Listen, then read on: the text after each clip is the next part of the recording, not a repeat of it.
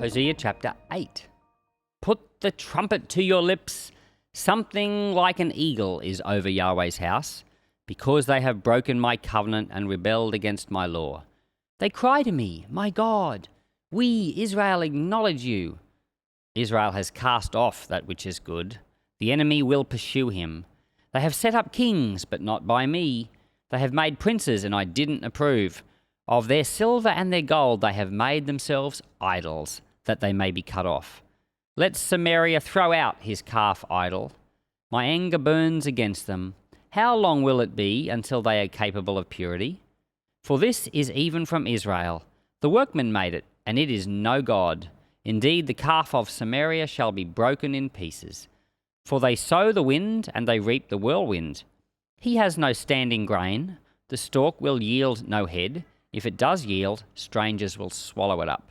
Israel is swallowed up. Now they are among the nations like a worthless thing. For they have gone up to Assyria like a wild donkey wandering alone. Ephraim has hired lovers for himself. For although they sold themselves among the nations, I will now gather them, and they begin to waste away because of the oppression of the king of mighty ones. Because Ephraim has multiplied altars for sinning, they became for him altars for sinning. I wrote for him the many things of the law, but they were regarded as a strange thing. As for the sacrifice of my offerings, they sacrifice meat and eat it, but Yahweh does not accept them. Now he will remember their iniquity and punish their sins. They will return to Egypt. For Israel has forgotten his maker and built palaces, and Judah has multiplied fortified cities, but I will send a fire on his cities, and it will devour its fortresses. In chapter 4, the Lord brought a charge against Israel. And then in chapter 5, 6, 7, and continuing in this chapter, the Lord is declaring the judgments against Israel. This is the northern 10 tribes for the things they have done and not done. And so in verse 1, he says, something like an eagle is over Yahweh's house because they have broken my covenant. The eagle, that was the nation of Assyria, a political, powerful empire, and they were bloodthirsty and cruel. Assyria, that is, the capital city of that was Nineveh. And we're going to get to Jonah in a few books' time and talk about Nineveh, but they were a cruel people. Archaeologists have discovered, the remains of Nineveh, and there's the palace, where the king lived, and they've discovered these reliefs chiseled into the wall of the palaces of all the things that the Assyrians did to their enemies. Not nice at all. And the Lord says here, an eagle, that's the Assyrians, is over the house. And in verse 2, they cry, my God, we acknowledge you. But it's fake acknowledgement. The Lord ignores them. He casts them down. And then it says in verse 4, of their silver and gold they have made themselves idols. Now, this is interesting, especially combined with the next verse. I mentioned in the previous chapters that when this northern nation set up, it was like a split away nation. There was a civil war. These 10 tribes of Israel formed their own country called Israel, sometimes called Ephraim. And the first king, Jeroboam I, set up these false gods, like 2 cows at the top and the bottom. And you might have had the impression that there were only 2 idols. But we find out now in verse 4 that of their silver and their gold they have made themselves idols. So they've made more idols. And then in verse 5 it says, let Samaria throw out his calf idol. So we thought there were only 2 golden calves, one at the top and one at the bottom, but now we find out there were at least 3. So one of the commentators, this is Kaufman, he said something like, we have no reason to believe that idols were not proliferated through the land. I think he's right. It says here, with silver and gold they made themselves idols. In other words, They were brought out of Egypt along with the rest, the whole of Israel. The children of Israel were brought out of Egypt with all the Egyptian idols. And the Lord in the 10 plagues was showing that these idols were not even real. They were demonic. They were demons. They were false. The Lord had power over them. But they come into the promised land. They split off. And guess what they start doing? Making themselves golden calves and idols. It's a return to polytheism. And then in verse 7, the Lord says, they have sowed the wind and they will reap the whirlwind. That's a famous verse from Hosea.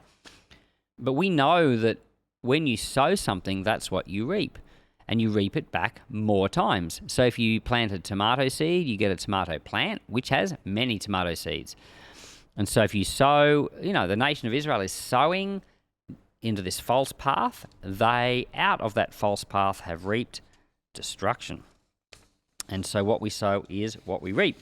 We get down to verse 13, and the Lord says that as for the sacrifices of my offerings, they sacrifice meat and eat it, but the Lord does not accept it.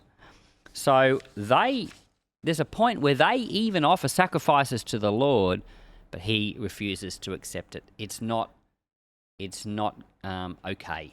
And why would he do that? Well, when I was thinking about that, the first thing that came to mind was Cain and Abel in the first book of the Bible, Genesis chapter 4. They both offered a sacrifice to the Lord. The Lord accepted Abel's but did not accept Cain's because Cain was wrongly motivated. So you can give money to the Lord or make a sacrifice to the Lord, but you can do it not because you care about the Lord, but because you care about yourself. So it's really something you're doing for yourself. And so I know in India, which is a polytheistic country, it's one of the last places in the world, maybe Nepal as well, maybe a few other places where there's any kind of obvious polytheism left. And although, as I've mentioned before, relativism, postmodernism is a type of polytheism where everyone has their own belief system. And, there might not be actual idols, but everyone has their own way. Well, my God would never do this. Or, I don't believe there's a God, but I believe do this. And so everyone forms their own way of their own religion, so to speak. So there are forms of polytheism in the world that don't involve idols. But in India, we've got, a form of recognizable polytheism. And, sometimes, I remember being in India, I visited a few times, and India is such an interesting place. There are things which are really interesting and really unique, and some things are really wonderful, and other things are really difficult, in my opinion, and hard to handle, and I couldn't quite get used to them. Some people love India, some people hate it. I find it a mixture. And but polytheism is everywhere. There's idols and taxis and in every house just about, and every shop and on street corners, and everywhere you go there's idols. And I remember a pastor telling me that when you preach the gospel, it's really easy for people to accept Jesus because for them, in their mind, it's like just another God. And, we'll have him too. If you say wonderful things about Jesus, they all want to receive Jesus because it's like, we've got this God and this God and this God. Let's add on Jesus and have another one because they're thinking like polytheists. But it's when you preach that Jesus is the only God that things get more difficult. And so here we've got the Israelites who are polytheistic, and they're offering sacrifices to the Lord, but he won't accept it. It's because they're not only offering to him, they're offering to all these gods, and it's like, well, if we can get something good from all of them, let's include him in as well. But the Lord looked at that and said, no. I want to be the Lord, the Lord of all, not just an addition. And it's an easy mistake that we all make, is just adding God to our life, but still doing everything else that we want to do as well. We've got to try to keep polytheism out of our own hearts too. And in verse 14 it says, Israel has forgotten his maker. And there are definitely many people in culture today who have forgotten the Lord. In fact, some people even think that the Lord is the cause, or the church is the cause of all the problems of society. They're so narrow-minded because they don't have any awareness of history. They have forgotten their maker. Lord, I ask that you would help us to never forget our maker, and help us, Lord, to keep polytheism out of our hearts. Lord, a mixture of who we worship. Help us not to worship you and worship other things. Help us to love you and you alone, I pray. Amen.